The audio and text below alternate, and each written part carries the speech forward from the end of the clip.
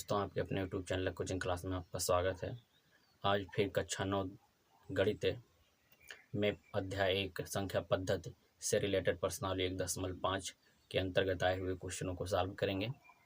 इन क्वेश्चनों को सॉल्व करने से पहले इसके पिछले वीडियो में हमने इस चैप्टर से रिलेटेड, इस प्रश्नावली से रिलेटेड बहुत सारे नियम वाले वीडियो बनाए हैं। उन वीडियो को आप देखिए, नोट बनाइए, फिर आकर इस वीडियो को देखेंगे ताकि आपको अच्छे से समझ में आए।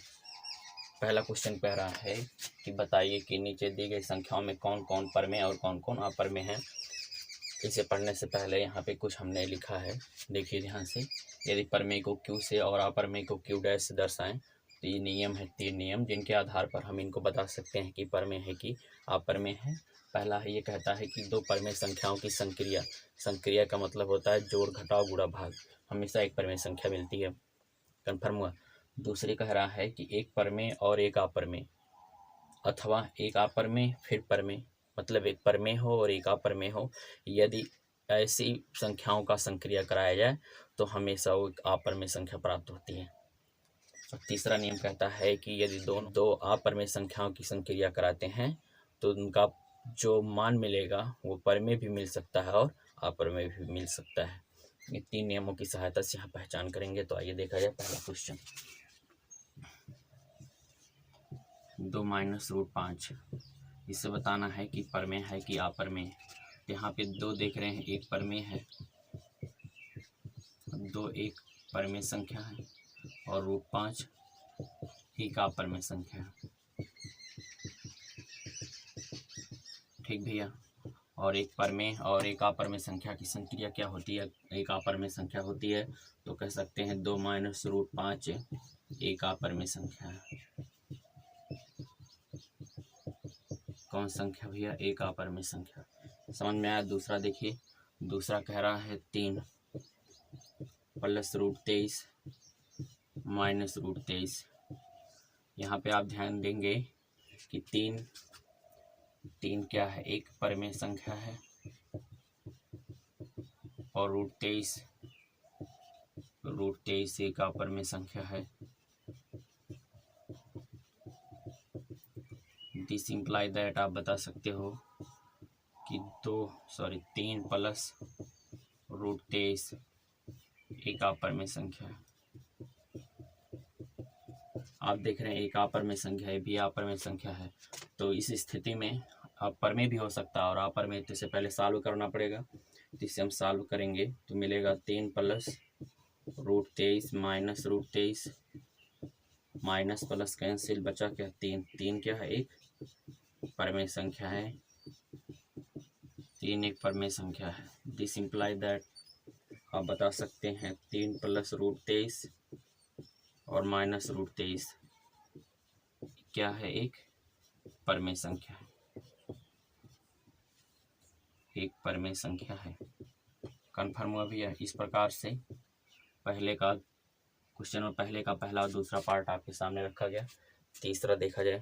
तीसरा देखिए ध्यान से। तीसरा कह रहा है 2√7 बटे 2√7। यहाँ पे आप देख रहे हैं 2 परमेय है और √7 एक अपर्मेय है। 2 क्या है? एक परमेय संख्या है, 2 एक परमेय संख्या है और √7 एक अपर्मेय संख्या है।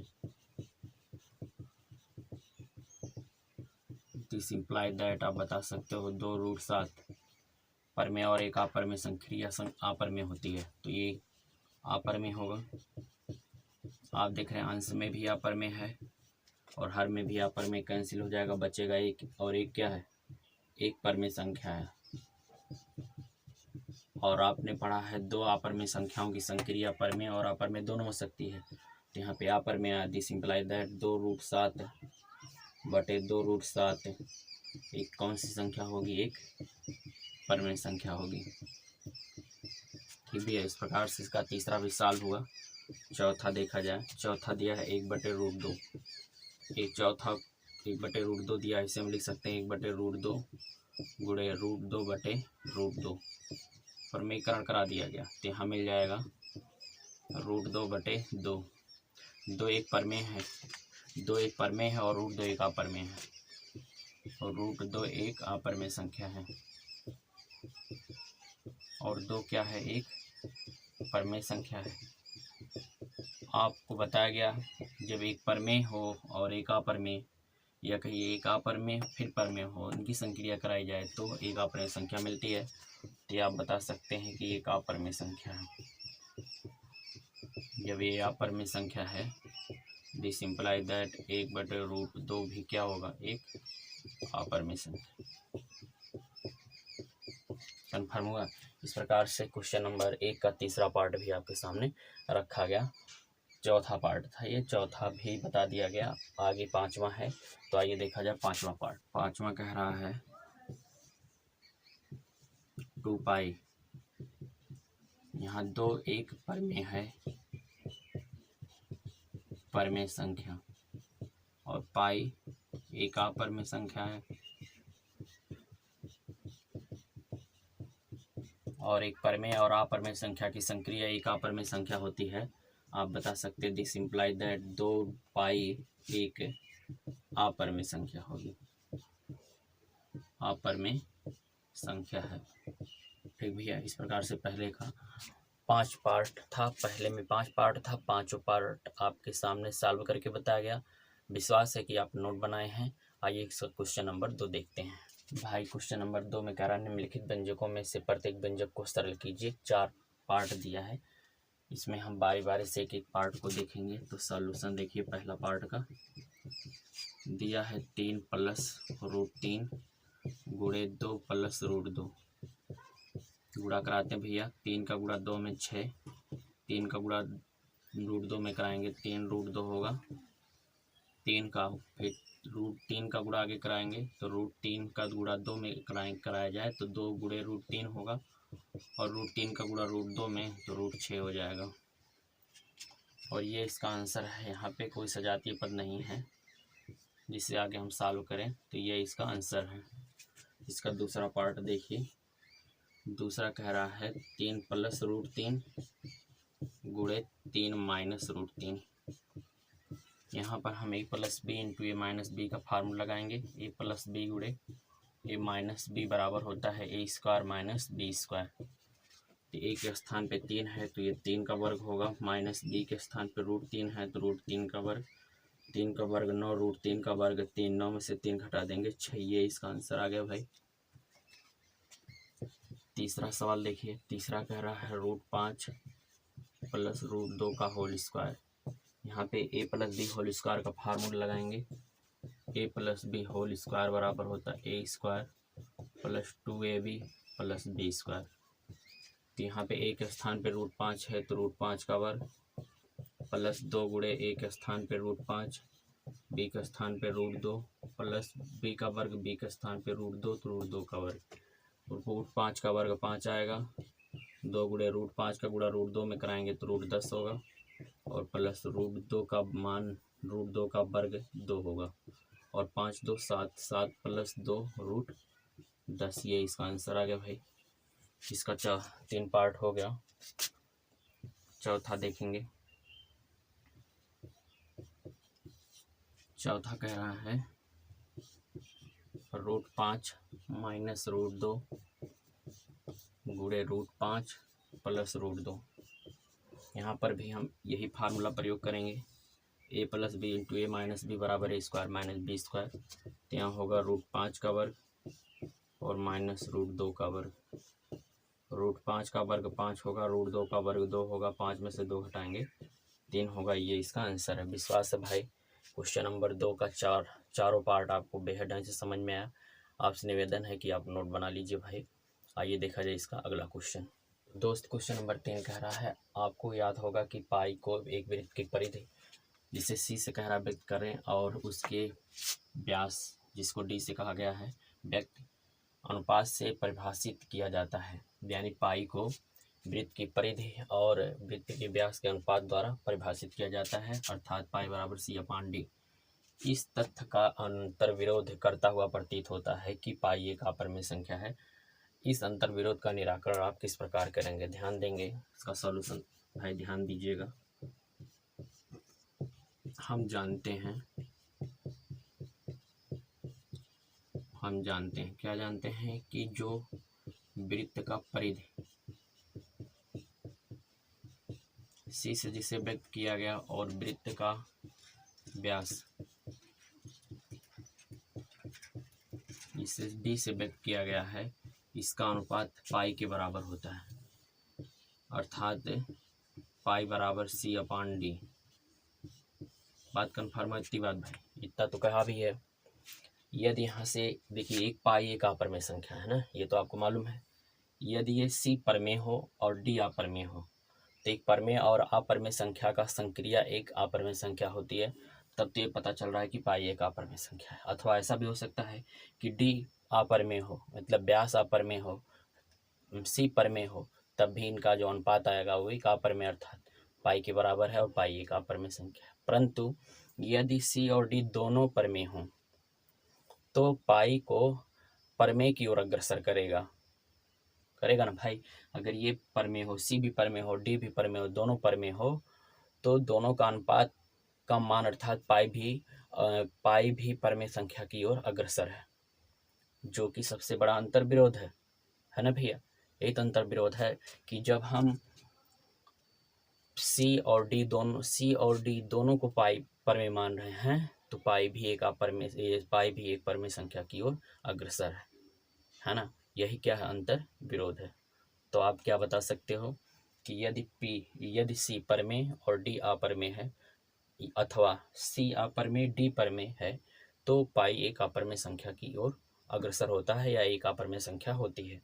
परंतु यदि C और D दोनों परमेय संख्याएं हों, दोनों क्या हों, परमेय संख्याएं हों, दोनों परमेय संख्याओं की संक्रिया एक परमेय संख्या होती है, इसलिए पाई भी एक परमेय की ओर अग्रसर होगा, जो अपने आप में अंतर विरोधी है ना भैया। अतः C/D का जो अनुपात है वो अपने में ही अंतर विरोध का अनुभूति करती है। ठीक, तो देखेंगे, ध्यान से लिखिए।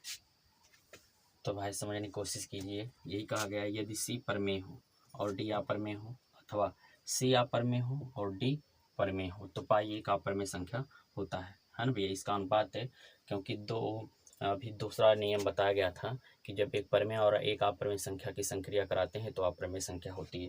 यहाँ पाई एक अपरमेय संख्या होगा, परंतु C और D दोनों यदि परमेय हों तो पाई एक परमेय संख्या की ओर अग्रसर होता है, जो कि असत्य है, क्योंकि पाई एक परमेय संख्या है। इसलिए बता सकते हैं C व D का अनुपात अंतर विरोध अनुभूति कराती है। कन्फर्म है भैया। आइए इसके बाद अगला क्वेश्चन देखें, इसे आप नोट कर लीजिए। तो भाई ये क्वेश्चन इस प्रश्नावली का लास्ट क्वेश्चन है। कह रहा निम्नलिखित के हरों का परमेयीकरण कीजिए। परमेयीकरण पर एक वीडियो बना है, उसे आप देख लीजिएगा भाई। आप यहाँ पे क्वेश्चन लास्ट का सॉल्यूशन देखेंगे। सॉल्यूशन पहला पार्ट कह रहा है 1/√7। तो यहाँ जब किसी भिन्न के हर में केवल एक करड़ी उत्पन्न होता है, उसी पर सेंस और हर में गुणा कराते हैं। तो लिखेंगे 1/√7 के हर का परमेयीकरण,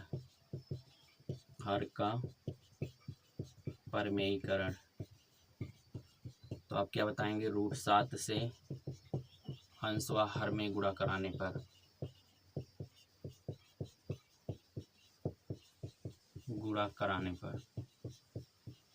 कराएंगे तो 1/√7 गुणे √7 का गुणा 1 में, √7 का गुणा 7 में, तो 7 होगा। ये इसका आंसर आ गया भैया।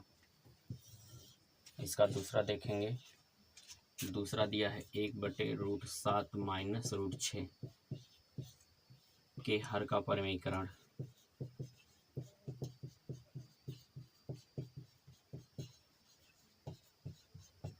आप देख रहे हैं इसके हर में दो पद का करड़ी युक्त पद है ना, तो आप इसके संयुग्मी व्यंजक से अंश और हर में गुणा कराएंगे। तो लिखेंगे अंश व हर में, इसका संयुग्मी व्यंजक कितना होगा, √7 प्लस √6, चिन्ह परिवर्तन हो जाएगा, से गुणा कराने पर यहाँ मिलेगा 1/√7 माइनस √6 के अंश में √7 प्लस √6 से गुणा, और हर में भी √7 प्लस √6 से गुणा। ठीक, तो अंश का गुणा कराएंगे तो अंश में होगा √7 प्लस √6 और हर में गुणा कराएंगे तो a minus B into A plus B formula बन जाएगा, मिलेगा a² माइनस बी स्क्वायर √7 का वर्ग माइनस √6 का वर्ग। तो यहाँ मिलेगा अंश में वही पद √7 प्लस √6 और हर में √7 का वर्ग 7 माइनस √6 का वर्ग 6 बराबर √7 प्लस √6 बटे 1। दिस इम्प्लाई दैट बराबर √7 प्लस √6। ये इसका आंसर है। समझ में आ रहा है भैया? बोलो। आइए इसका क्वेश्चन नंबर 3 देख लेते हैं। एक पार्ट आप स्वयं लगाइएगा।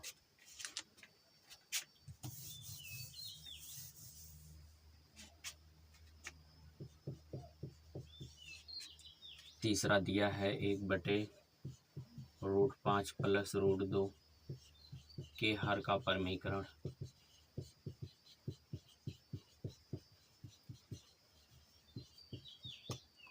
तो इसके संयुग्मी व्यंजक से अंश और हर में गुणा कराएंगे तो आप लिखेंगे अंश व हर में √5 माइनस √2 से गुणा कराने पर